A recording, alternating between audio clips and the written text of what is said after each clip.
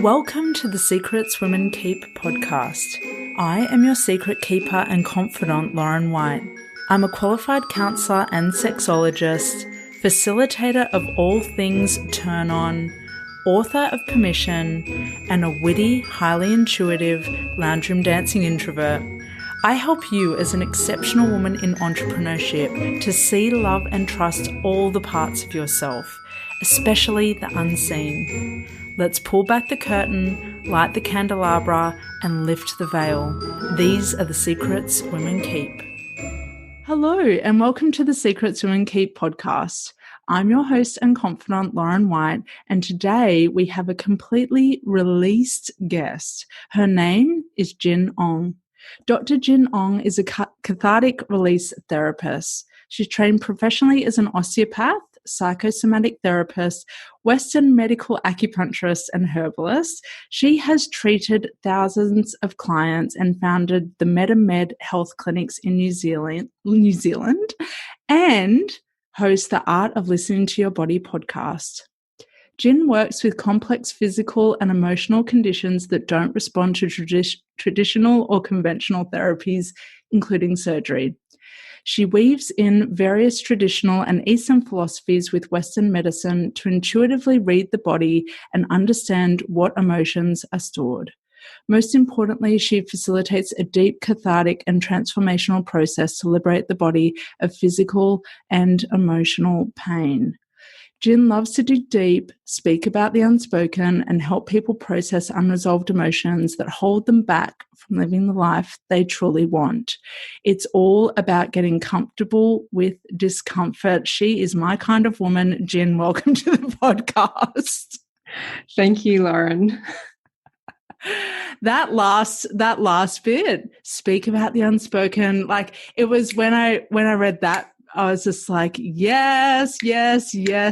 All my favorite things: releasing, expressing, unspoken, digging deep, comfortable with discomfort. I was like, yes, I am really excited about talking to you because I'm in anticipation of the ways that our work will overlap, because we both do release work, but from different positions and maybe with different intentions, but I'm excited about the overlap. So welcome.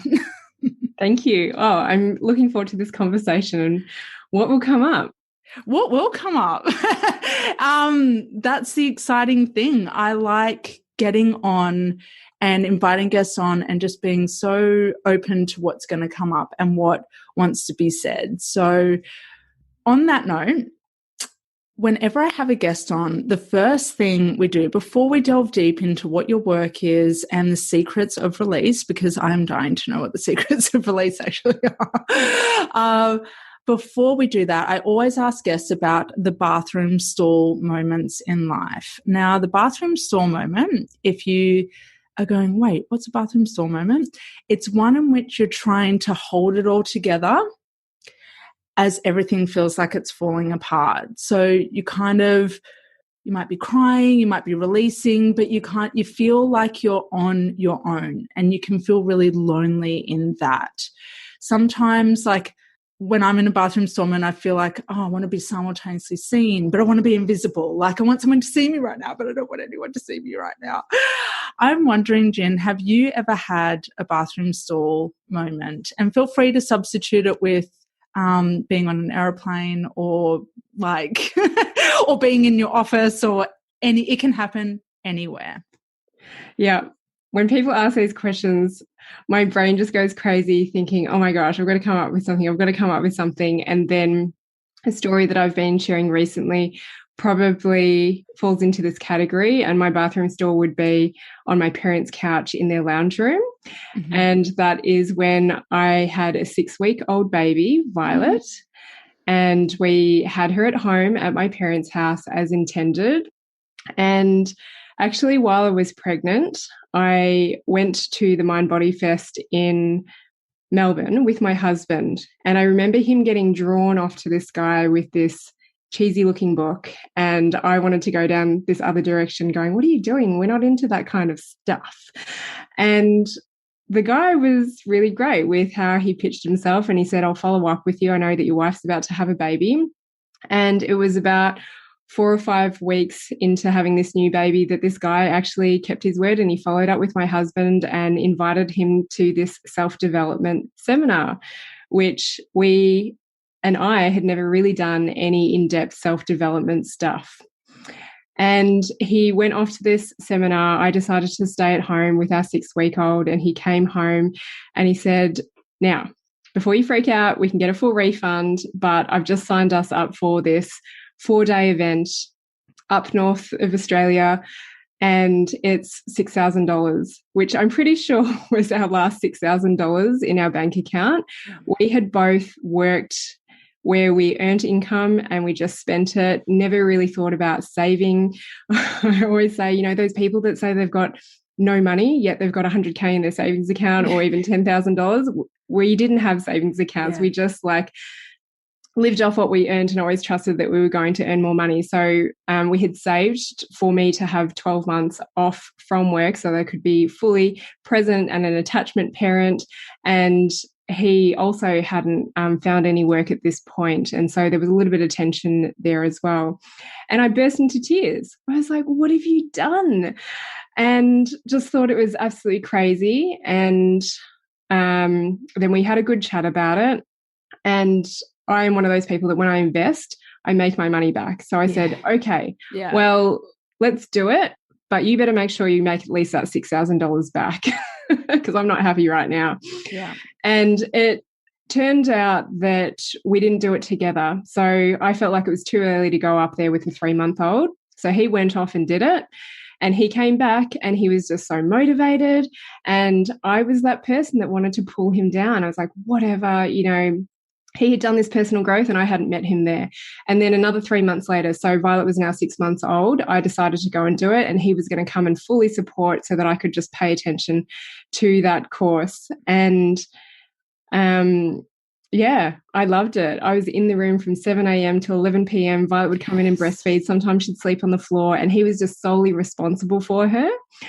And after that, I was just hooked. I wanted to do the next thing, and I decided that we're going to spend 50K that we didn't have and invest in this and learn about business and emotions and living an aligned life and living the life that we desire.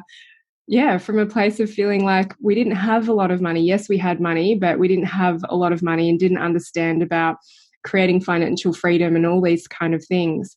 And yeah, that was the moment where I felt really alone, and I feel a little bit guilty about how I was that person that I know my clients experience, the other people in their life that try and pull them down when they're doing that personal growth.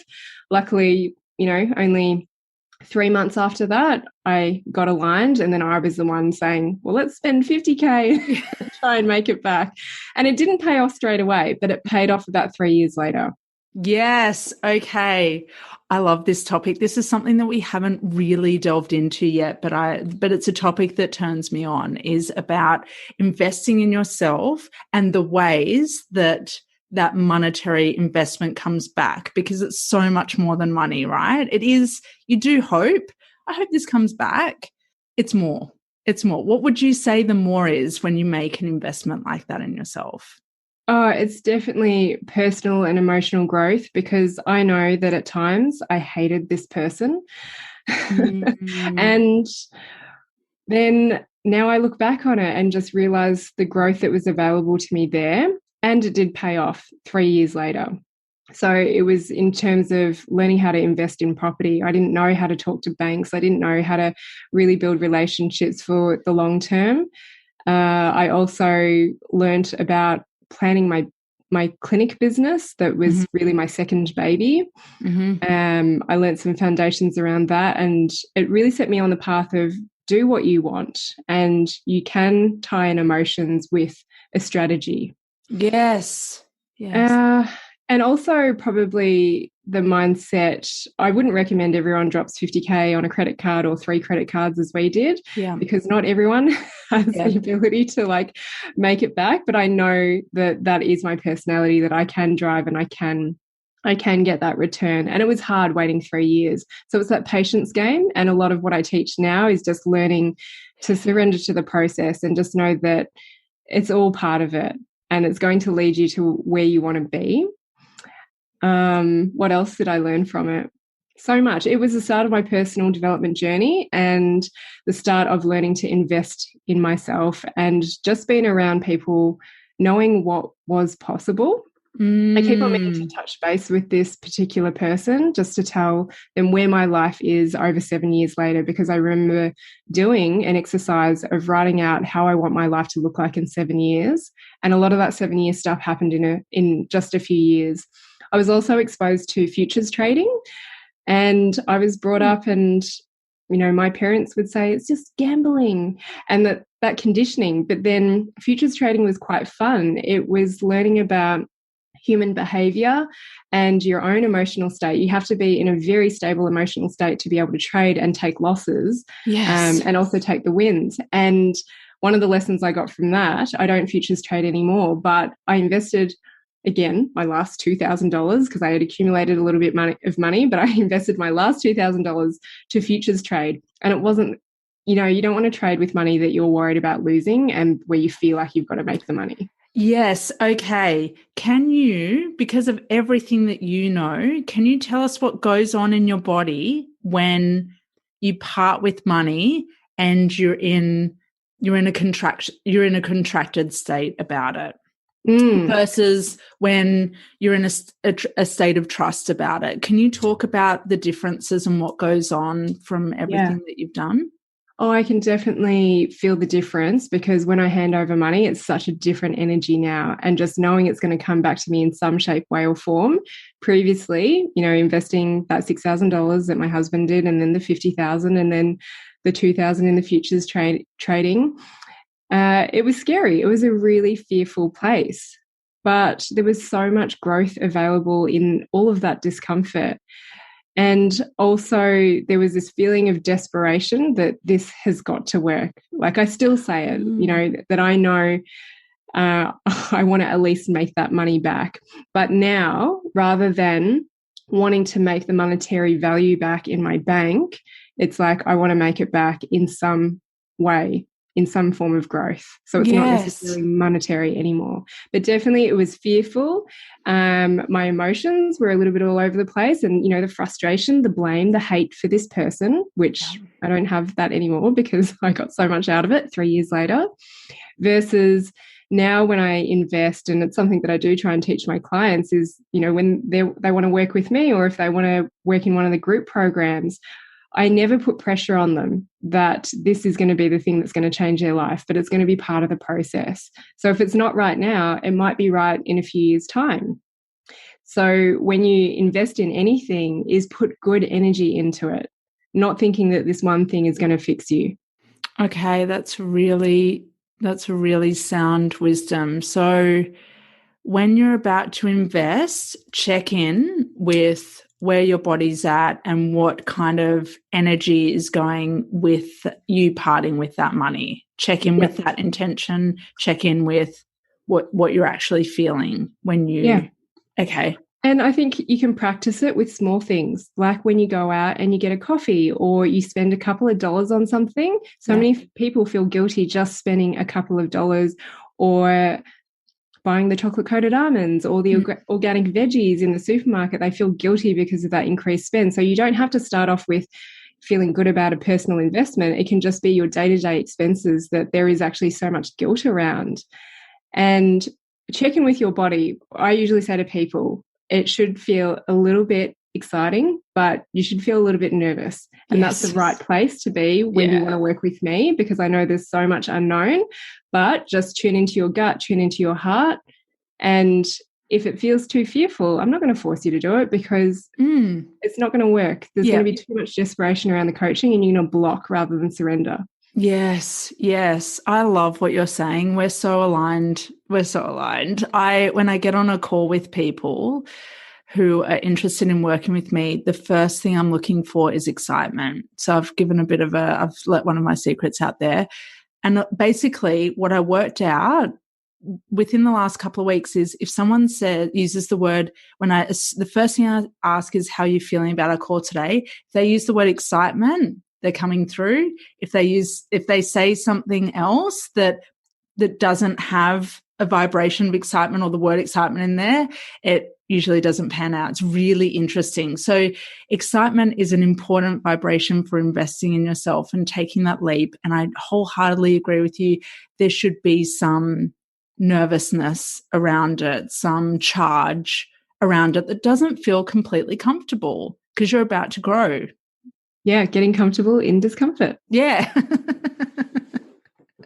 My favorite thing. So in the work that you do, can you feel energetically the difference between someone who struggles to spend those couple of dollars on themselves and someone who's more open about investing in themselves? Like, is there anything? I know the root chakra is, centered around security and home and, kind of intertwines with sacral when it comes with money. Like, what is there? Yeah. Is there anything that you've noticed or any sort of patterning going on in people's bodies when they're closed around money, investing?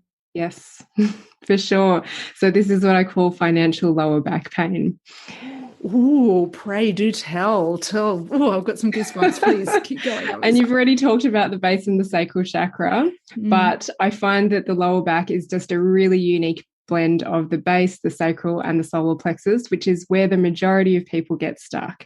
And the way I use chakras is to help people work out what emotions are stored in their body, so therefore they can go and process it. But yeah, lower back pain, I always call it financial lower back pain. And it's usually, as you say, base chakra is about sense of security, stability, grounding, your sense of ability to provide for yourself. So your basic needs. Mm-hmm. And then the sacral chakra does have a lot to do with relationships, governs emotions around relationships, but then it also has to do with sex, money, and power. So this is probably where your work comes into play. Mm-hmm. And then the solar plexus is all about our identity, our self-expression, our trust and confidence and self-esteem in ourselves. And so usually you need that combination of the base, the sacral, and the solar plexus to be able to put yourself out there in the world, to feel safe, to be able to generate. And I always ask people, okay, even if you've had a disc injury, a facet sprain, a strained muscle, and you really know it was physical, is just to think about what was going on in your life that day, that week, because sometimes it's cumulative and it's just the straw that breaks the camel's back. It's not necessarily the physical thing, but what is the emotion that was stuck in your body that weakened that area and predisposed that area to injury? So yeah, we've got a physical element that we need to look at, but then as we know, so many people have got low back pain that should have gotten better, but didn't, or they were told to do their rehab, but they didn't because the emotions keep them stuck from moving forwards and doing the things that will actually help themselves. So firstly, have a think about what was going on in your life and in your emotional and mental state when you injured your lower back or you got that random lower back pain when you didn't do anything. It's never random. It's usually seated in emotion. And so I notice it a lot. It comes up with redundancies, and I noticed it a lot during COVID that back pain just came up because of this, no longer was an employed job a safe job because you could be made redundant. But it also happens for contractors, that just some people don't like contracting because they want the security of employment. Yep. They want to know when the next paycheck's coming. They don't want to, they don't have the confidence in themselves that they're going to be able to generate the money. And then the fear of when this contract's over, am I going to be able to get another one? And sometimes people just live moment to moment, which is good in a sense, but then they forget to compile the evidence that they've done it all before. Yes. So, they've signed 10 contracts in the last year. What's stopping them from doing another 10 in the next year? They just forget and they get conditioned in this state of fear. So some people might have $1 million in the bank and still feel insecure, whereas another person has got $1,000 in the bank and be fine. Now, I've actually, back in the day, ages ago, and also my husband did have like low back niggles. I haven't had it for years now. I've always had the confidence that I will be able to generate the money, even, when it was pre-pregnancy and when I, had this 6-week-old baby. It's knowing that, okay, I'm going to be able to generate this money. But I have changed my relationship around money, but I don't get that low back ache niggle anymore. And also my husband, since we did all of that stuff, he maybe still has some money mindset stuff to work on, as I think most of us do, but has let go of that a lot and doesn't tend to get the achy low back anymore. So it's, employment, fear of like, am I going to get that next job? Am I good enough to get that next job? And can I value myself? Can I ask for that pay rise? Can I ask to charge people that much if you're self-employed? So there's that element of the money and the financial lower back pain, but also contracts in life is really big. So this is where the relationships and the sacral chakra comes up in the lower back is if you are signing on a mortgage and all of a sudden you're worried, okay, is my job and my income going to support this mortgage, this contract that I've got? And divorces and marriage as well. That's a contract. So what's going to happen with my money? Am I going into this marriage and feeling like I'm going to be financially dependent on this person? And then likewise, divorce. Where is my financial independence? I have been financially independent on this person and I've got kids, and where are the support payments going to come from? How am I going to survive on my own? So those are just a few examples of how the financial lower back pain can come up, and for people who might have the lower back pain to think, has any of those things happened in your life recently or in the past? Were those things going on? Yeah. Yeah, wow, thank you for that. And the piece that I really loved that you spoke to was around, I can't remember the terms you used, but it was when people neglect to put the pieces together of what's happened so far. It's like the same fear response is coming up, but there's just this absence of going, but wait, I just did the 10 contracts last year. Where compile the evidence, I think you said. It was something along those lines.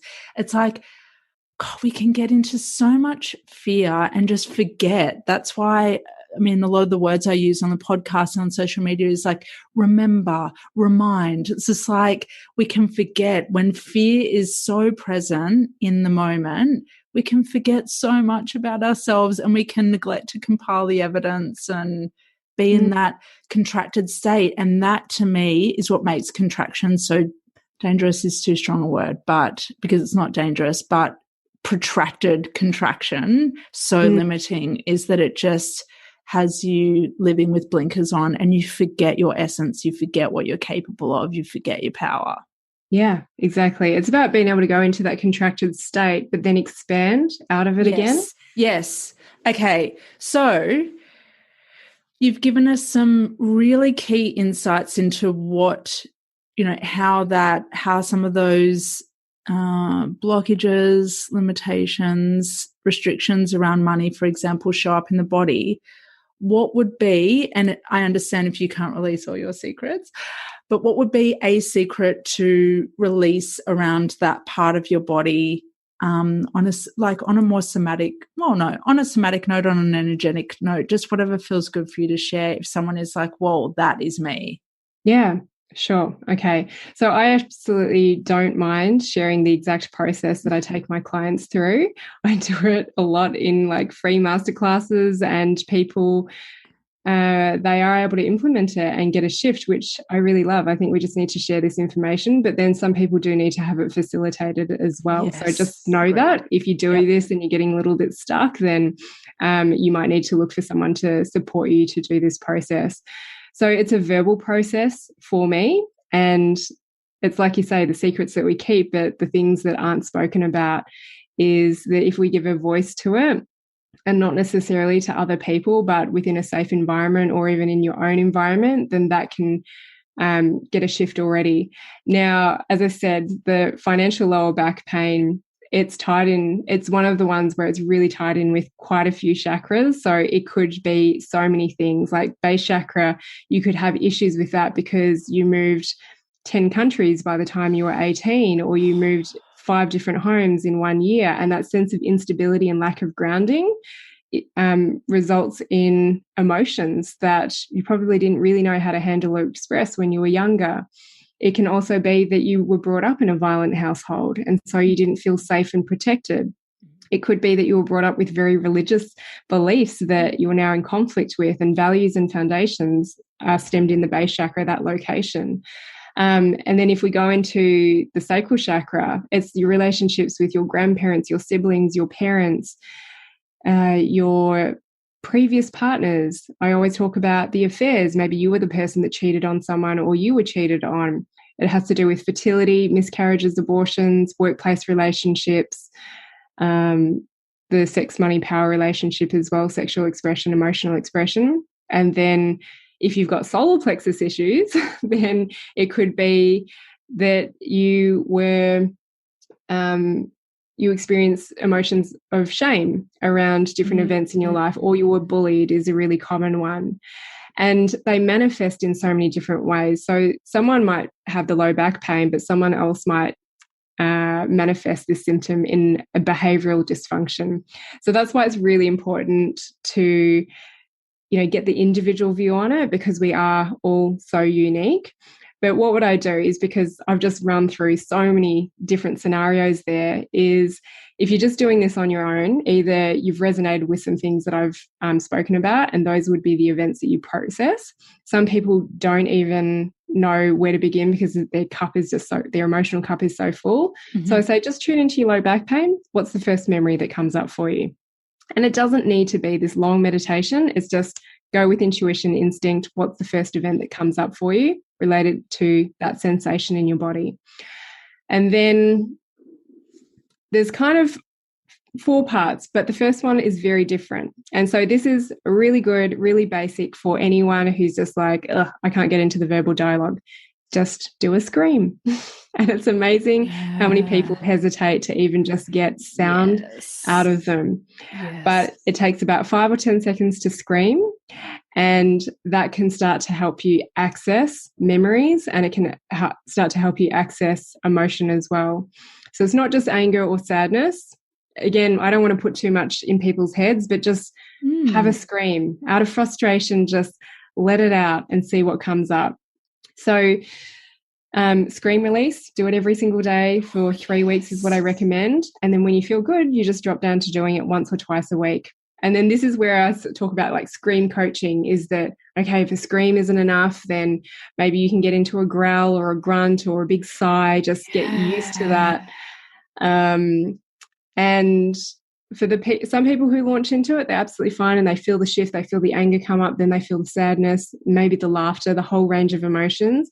And then other people just have so much judgment and criticism on themselves on why they can't get a scream out. So it's just observing all of this dialogue and having someone help make sense of it.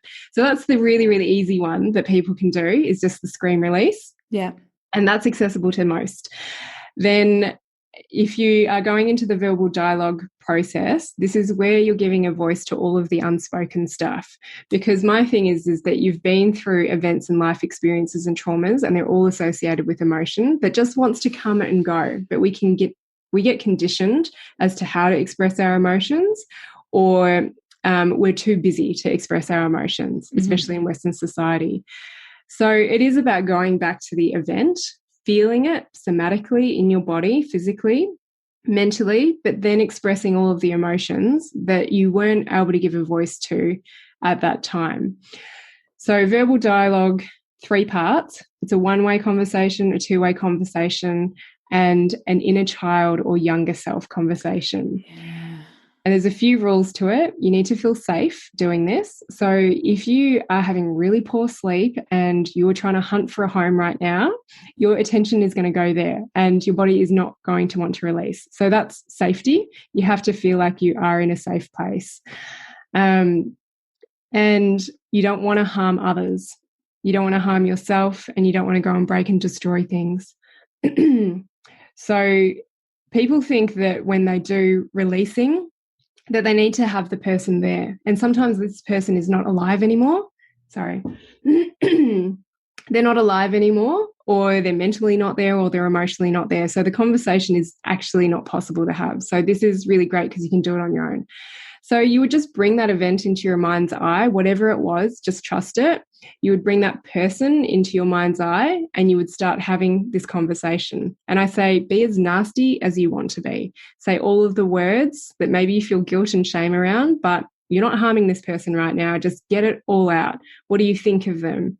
Just swear your head off at them, whatever you want to do, and then tell them how it is you feel. And then you're going to tell them what it is you need.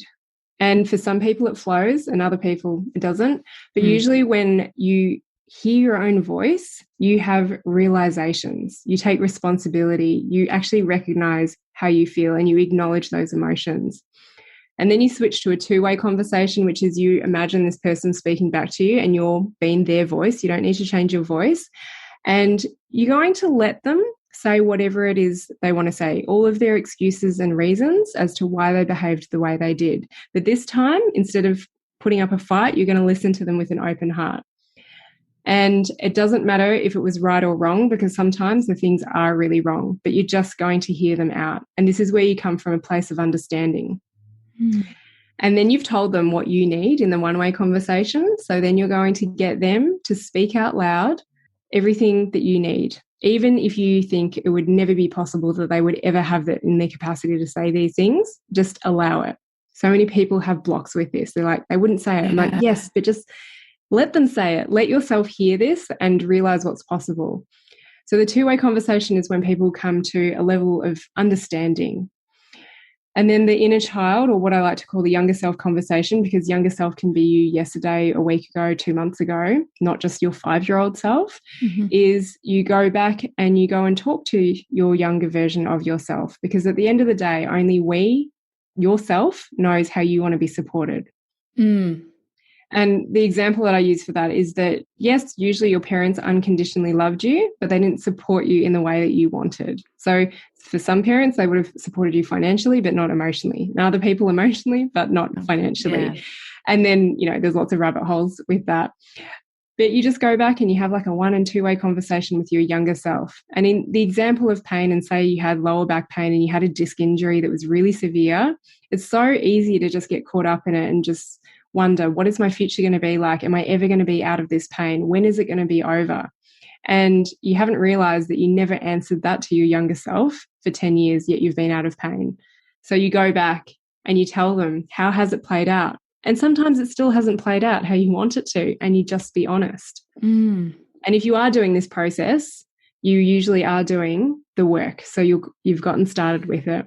So I say it, and people will be like, oh gosh, there's so many points to remember. It's actually a very simple process once you get into it, but you need to practice it to really get in the flow of the conversation. And some people who get stuck, they get stuck in their head. Yeah. They're really analyzing it. They want to do it perfect the first time, so they never do it. But it's a verbal dialogue process. It's hearing stuff. It's giving a voice to the emotions.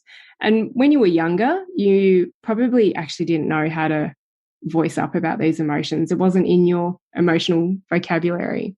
So sometimes you need to go back and give a voice to all of the stuff. And interesting that you're talking about giving a voice rather than doing this as a journal prompt. Can you tell us what the difference is between writing this out and speaking this out? Yeah, it's so different. I'm personally not a journaler, and I have noticed, because I use Ayurvedic doshas to type people around this work, and it's usually the kapha or the more solid built people that like to ruminate on the thoughts. They're usually the ones that take a little while to get going with this process, and they're usually the ones that say, can I journal? Because it's like they don't want to hear the sound of their own voice and how nasty they could actually be, but instead they're holding that inside of themselves. So if it's really hard for people, I say, okay, journal, but I want you to read out loud what you have written. And everyone who has done this, they say it is so different to actually hear myself and allow myself to say all of these things that I've never spoken up about or shared to a group. So and that's the thing. I know a lot of people say, oh, you should meditate, you should journal, you should do this as part of your daily routine. I'm all about, well, what actually works for you? Because most of the time we actually need to do less in our life rather than add more things to do. Yeah. And then with that, this is where the emotional release comes up. Physical pain can increase. If you are getting whatever sort of disease state, or maybe you have recurrent chest infections, you might notice that you start to cough like really really deep coughs. You might have physical pain increase. You might have your injury start to niggle a little bit. And then you get the emotions of maybe the anger and all the sensations that come with that, the sadness. Sometimes people just like burst into hysterical laughter. And then I talk about the physiological releases, which is usually the cathartic stuff, but it doesn't have to be big for you to have a good release. Like all releases are good, and over time they will get more and more subtle. So this is where skin can break out. You can get a rash, you can get pimples, vomit, nausea, pees, poos change. Shingles has been a really common one, cold sores, warts. Yes. All this crazy stuff that happens in the body, but it's not freaking out about it. Yeah. And to be open to the whole spectrum of release that your body can go through.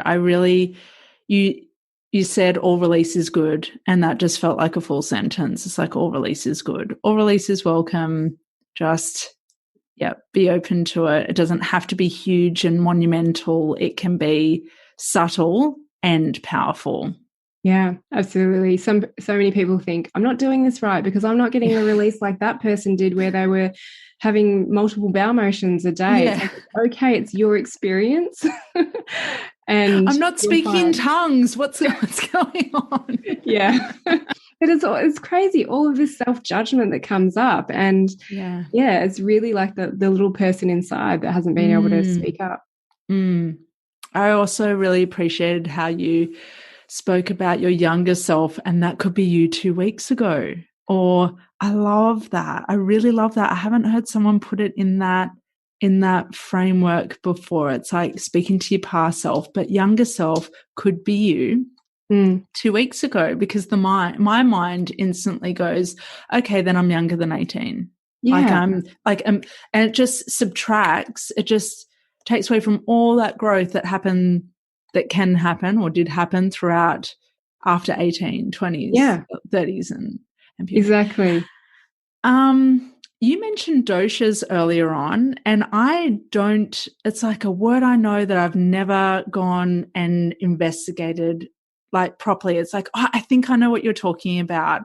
I would love to know, can you share us what doshas are and how influential they can be in terms of the way that we release? So that is how I use doshas. So doshas are from Ayurvedic traditional medicine, which is thousands of years old. So I pull on various Eastern and traditional philosophies, but I do use them very differently. So Ayurveda is like a healing art all in itself. So I want people to know there's so much more to it than what I'm explaining. And I'm not professionally trained in it. It's just the work that I've come across and the themes that I've recognized in seeing and working with all of these people. So what I love about it compared to, say, Western medicine that body types people simply by their physical appearance, but I've heard that there is some work going into looking more into the personality types of the Western terminology of people's physical appearance, like ectomorph, mesomorph and endomorph. But I use doshas because it types people based on their physical presentation and also on their mental and behavioural and also the clinical and medical predispositions that they might have. So when someone in my group or if I'm working with them one-to-one tells me their history, sometimes it's a real obvious chakra imbalance or stored emotions based on all of these experiences that they've had in their life, or it's a very obvious dosha imbalance that's going on. And it just helps make sense of things rather than having, I always say 12, like you can have 12 different things going on, but it actually comes back to one or two root causes, not 12 different things where you have to see 12 different therapists for. Yes. So doshas are vata, pitta, and kapha. And I'll just give a really quick summary. So the vata is usually your really skinny, lean type person. Your pitta is usually the more athletic built person who can kind of like lose weight, gain weight really easily. And then your kapha is your more solid built person. And so we're all born with a different dosha makeup, and we have all 3 doshas within ourselves. Mm-hmm. But some people might be very primarily vata, others might be primarily pitta, and they can really strongly identify with that. Some people have a really even spread of all 3 of them, which can be a little bit confusing. And then others have got like a lot of one, a little bit of the next, and then a teeny tiny bit of the third one. But doshas really explain what your true nature and your constitution is.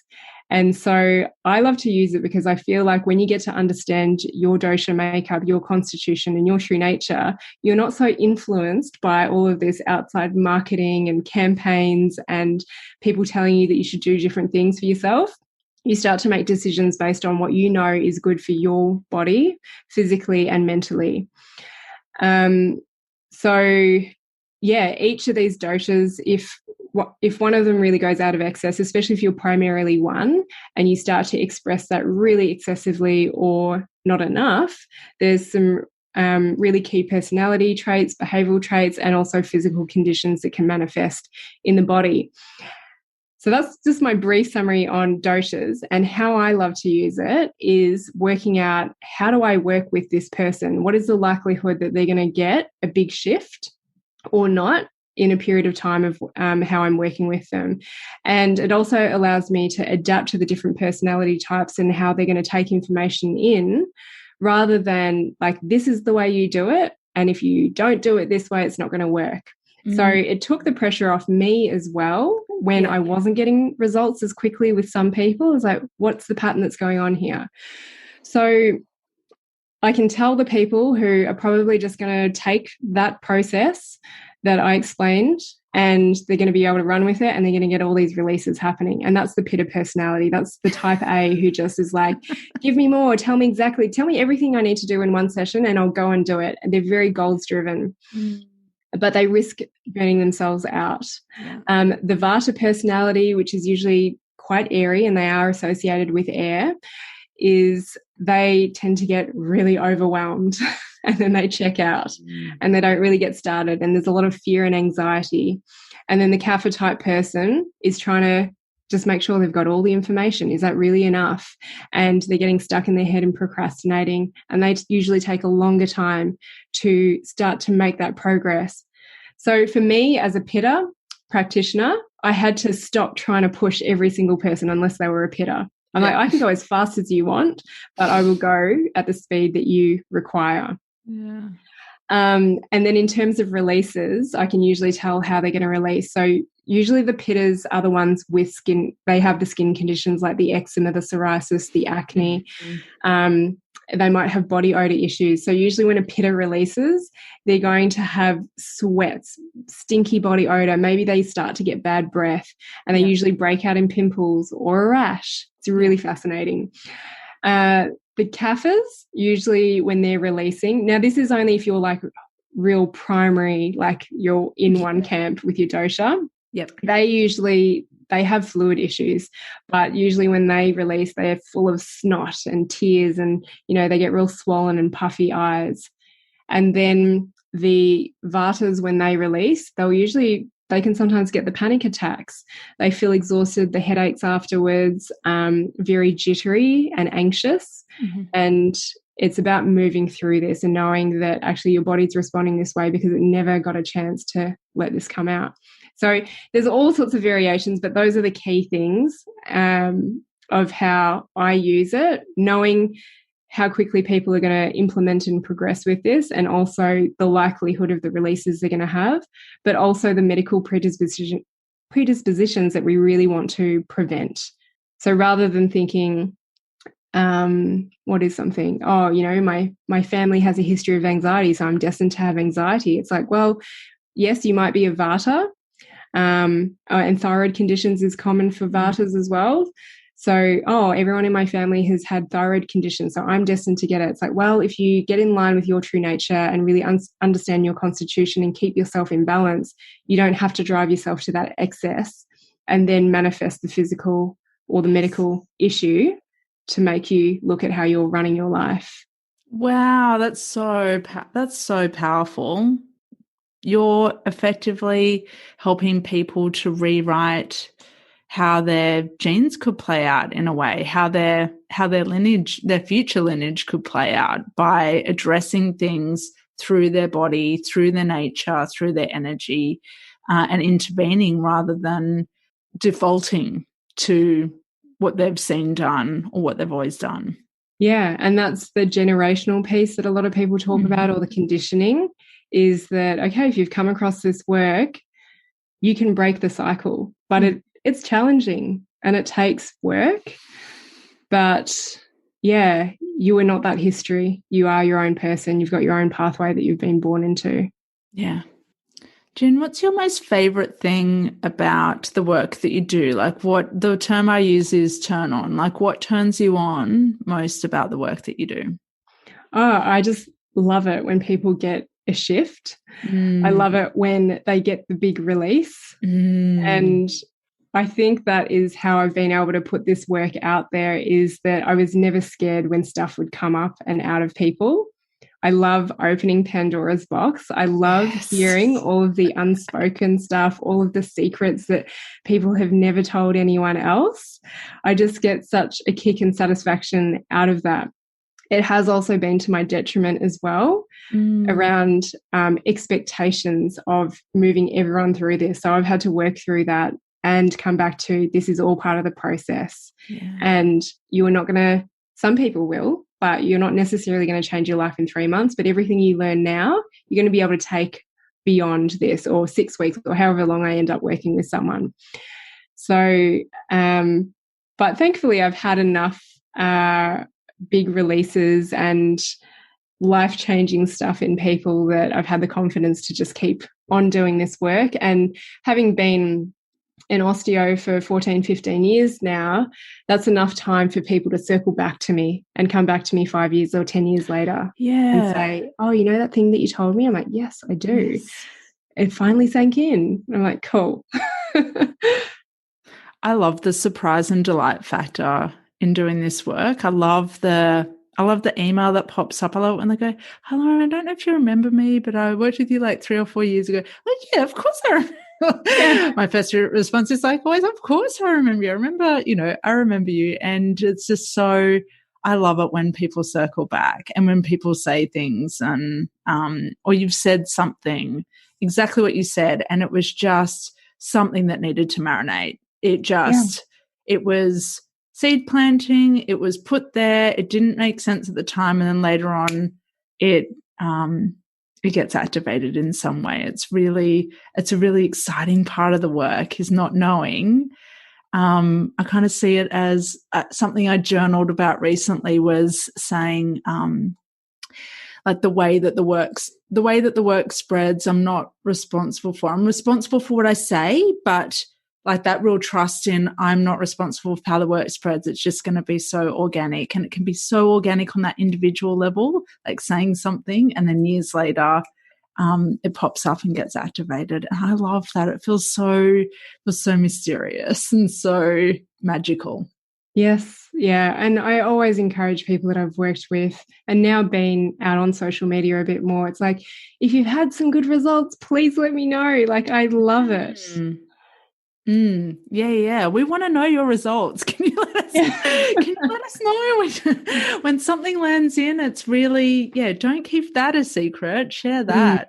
And I think the celebration piece, the celebration of activation is sometimes not given enough of the spotlight. Like, yes, like that is so exciting. I'm doing a bum shuffle in my chair right now. I was a bum shuffler, right? As a baby, I was like the one that was like wore out all the pants. So yes, please don't forget the celebration piece. I think it's really good for the body to get into celebration of the release, and doesn't all have to be and sorry, I'd love your take on this. It doesn't all have to be challenging and hard. There can be so much lightness and play and fun and, like I said, celebration of when you release. It just feels fucking good.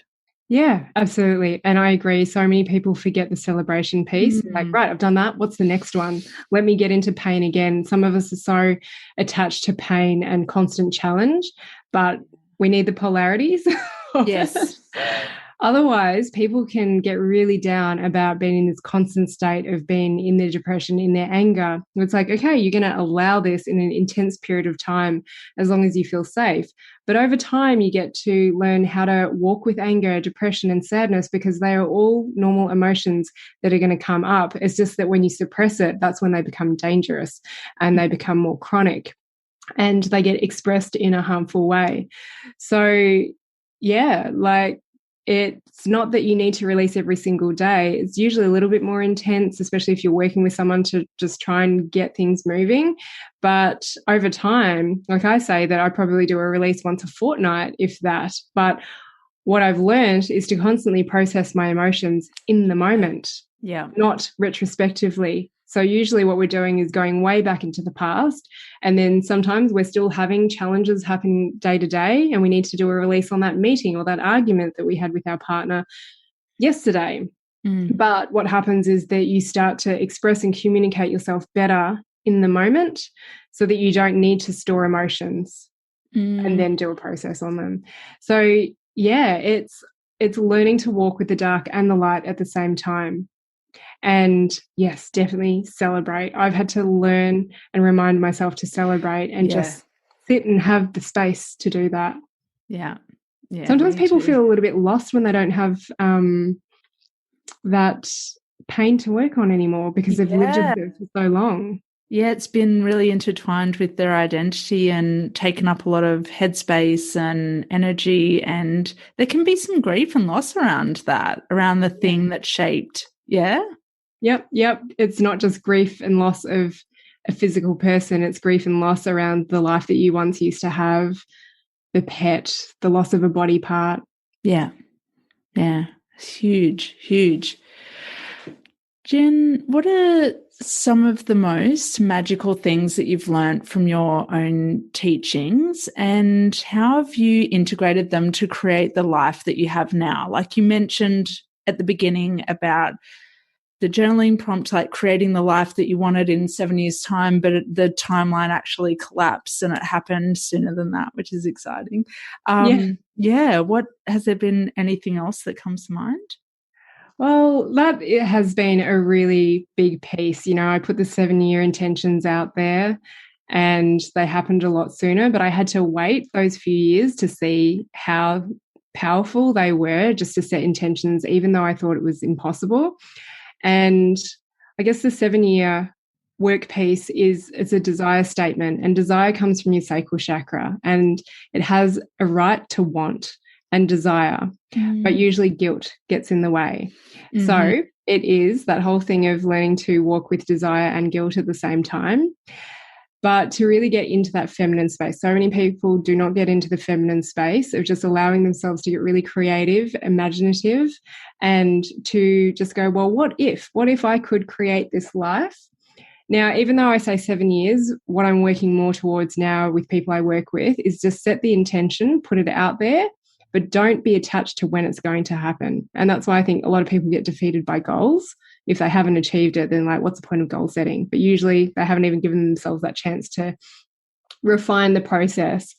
So what have I learned is that putting intentions out there is really powerful, and to stop worrying about what other people think, because I've kept this information to myself, not for not wanting to share it, but the other thing was to just stop caring so much about what other people thought. So that big piece around the solar plexus of fear of judgment and criticism, because I held this information inside of myself for a long time, not because I didn't want to share it, but I didn't know how to. And I was worried what other people would think.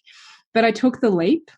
So just go and do the thing, just start, even if it's really small. And yeah, like the little seed, just watch how it can grow, but you've just got to be patient. So put intentions out there, allow yourself to desire, give yourself space, get over what other people think. Yes. And yeah, it's amazing. So many other things will start to fall into place. a big part of what I teach, though, is that even when you get aligned, I feel like I'm aligned with my soul purpose. It doesn't mean that the challenges are going to stop happening. You might still get sick, you might still get injured, you might still have horrible things happen. But what the difference would be is when you start walking the path and improving your emotional metabolism, is that you can process this and you can respond to life differently rather than reacting to it. Yeah, 100%. And you use the word fantasy in there, which really, you said you can, you used imagination. Sorry, that's the word that you used.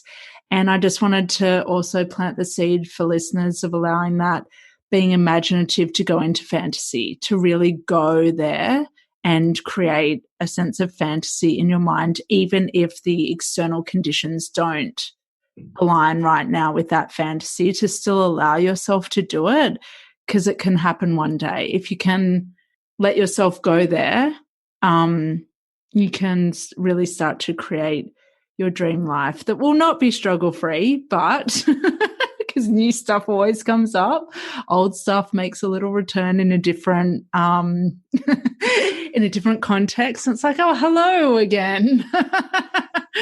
But I just wanted to slip that piece in to intertwine with the intentions and the desire to really get imaginative. And that's been a game changer for me this year, is just going, well, why not? Well, why not? But why not? Like, who says? Why not?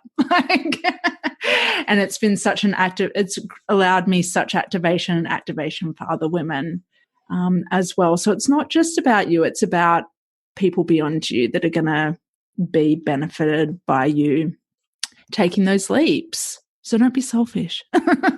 Absolutely. Yes, we're definitely on the same page. And I love, talking to people like you, because a lot of the time I don't know the people that I'm interviewing or who I'm being interviewed by, but we just end up speaking the same language, but just do it in a different way. Yeah. I love that. That's what I love about having a podcast, is it's like, I know that I wouldn't be able to create like all of these conversations without a medium to do so. It would be possible, but it wouldn't be as possible compared to having the podcast. So I hope that I know everyone who has listened, who will listen to this episode, will get so much out of it. Jin, am I able to ask you just a couple of quick shoot questions to let your, is it pitta, dosha, like get a bit snappy? Yeah, sure. Okay. I'll see how I go. Yeah. No pressure, just first thing that comes to mind. What's your favorite taste? Oh my gosh. Well, taste like an actual food. I like savory food. Yeah. I can't pinpoint something for you right now. I love all food. Yes, food. That's good. What's my favorite taste? Food. Good. What's your favorite ritual? Okay, so yeah, people ask me about rituals and daily routines, and like, I don't have a solid routine. If anything, I want less in my life. But one thing that I do, and it's not going to resonate with everyone, is that I got in the habit of writing out monthly goals as if I've already got them, and I read them every single morning before I get up to set my intentions around where is my focus going to be and what is it that I want to create. Love it. What's your favorite secret place? I don't have one. It could be internal. Yeah. Oh, look, I used to be obsessed with going to the mountains. Yeah. But I haven't the last couple of years. No, I don't have one. Okay. My mentor gave the answer of her vagina for that for that question, and it's just always stuck with me. What's one word you want people to use to describe you? I like to inspire people. What gives you goosebumps? Oh, I get goosebumps whenever people are getting a good release going. Not that it's good, it's just a release. Yeah. And who is one woman who's really seen you? I wouldn't say there's one. I'm part of a few coaching groups, and I would say it's all of the women, and at a time there was a male in there as well. So people in the coaching groups that I invest in now, they really see me. Excellent. Love it. Jin, where can we find you? Sure. So my website, which pretty much directs you everywhere, is drjinong.com. And I am on social media, mainly Instagram and Facebook. And the handle for that is The Art of Listening to Your Body. And then, of course, the Art of Listening to Your Body podcast. Yes, thank you so much. And Jin has a beautiful 6-week program simply called Release. Is that right? Yeah. Yes. So at the moment, it runs twice a year, but that might change. Okay. We need you and your work in the world. Please run it. You know, if it feels good for you, please run it more. Yeah, it is amazing what happens in that space. Yeah. Thanks so much, Jin. This episode was fab. Thank you. Thanks, Lauren. I have no doubts that this episode has contributed to your understanding of your secret self. If it's activated you in any way, please take the next saucy step.